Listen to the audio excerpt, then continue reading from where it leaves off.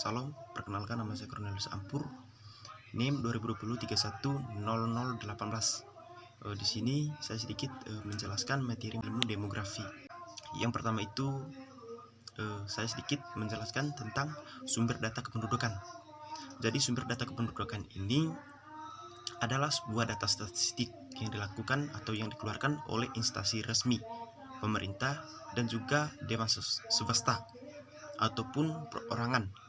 Nah, data ini berupa berbagai macam bentuk, yaitu grafik, angka, tabel, dan berbagai macam dan statistik lainnya. Nah, untuk sumber data kependudukan sendiri di Indonesia ada sebuah badan resmi pemerintah yang bertugas untuk mengumpulkan atau menerbitkan dan juga mengelola, yaitu BPS, Badan Pusat Statistik. Nah, BPS ini selaku badan resmi statistik pemerintah Indonesia menggunakan beberapa metode pengumpulan data. Berdasarkan dari cara pengumpulan data ini, data dibagi menjadi dua, yaitu data primer dan data sekunder. Nah, data primer adalah data yang diperoleh secara langsung. Kemudian data sekunder itu adalah data yang diambil dari berbagai sumber resmi. Nah, sumber data kependudukan ini diperoleh dari sensus penduduk.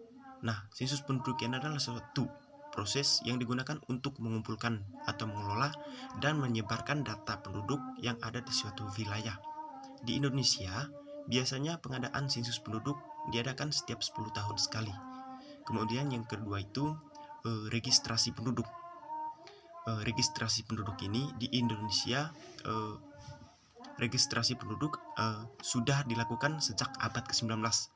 Nah, registrasi penduduk ini adalah kegiatan yang dilakukan pemerintah setempat bekerja sama dengan keluarga mencatat peristiwa penting kelahiran, kematian, pernikahan, pengangkatan anak atau adopsi, dan peristiwa penting lainnya. Nah, tujuan dari registrasi penduduk ini adalah mengumpul data dan bisa diproses guna perencanaan lebih lanjut dalam sebuah pemerintah. Proses registrasi penduduk sendiri masih terdapat berbagai kendala yang terjadi, seperti data yang kurang tepat sehingga tidak mencerminkan data yang sebenarnya. Yang ketiga itu survei penduduk. Survei penduduk ini adalah proses pengambilan data penduduk menggunakan sampel data yang dianggap mewakili beberapa kelompok penduduk. Terdapat beberapa yang mencakup atau yang mencolok antara survei penduduk dan survei sensus penduduk ini, itu survei penduduk adalah proses pengambilan data penduduk menggunakan sampel data. Jadi menggunakan perhitungan statistik dan data sampel diambil. Sampel tersebut mewakili beberapa kelompok penduduk.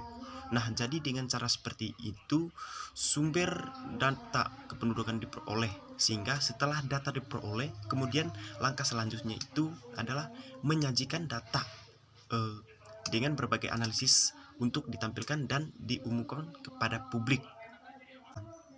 Sedikit saya menjelaskan fungsi sumber data penduduk atau data kependudukan.